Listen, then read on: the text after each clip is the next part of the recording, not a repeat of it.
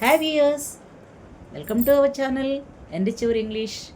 ఈరోజు మనము word formation ఎట్లా అవుతుంది అనేటటువంటి దాంట్లో భాగంగా మనము రోజువారీ కొన్ని మాటల్ని పలకటం వల్ల ఎట్లా వర్డ్స్ ఏర్పడతాయి అనేటటువంటిది తెలుసుకుందామండి. అంటే డే బై డే అవి పలకంగా మారిపోయి ఎలా వచ్చింది అనేటటువంటిది. ఫర్ ఎగ్జాంపుల్, మనం ఎవరికన్నా సెండ్ ఆఫ్ చెప్తూ ఉంటే కనుక ఏం చెప్తాము? గుడ్ బై అని చెప్తాం. గుడ్ బై అని చెప్పనంటే ఏంటి అంటే అది యాక్చువల్గా గుడ్ బై కాదండి, God be with you.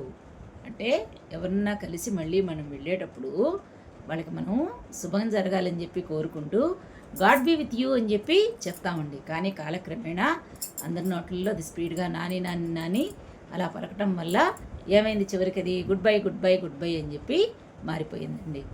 Good బైకి full form ఏంటి ఇదివరకు అని చెప్పనంటే గాడ్ బీ విత్ యూ.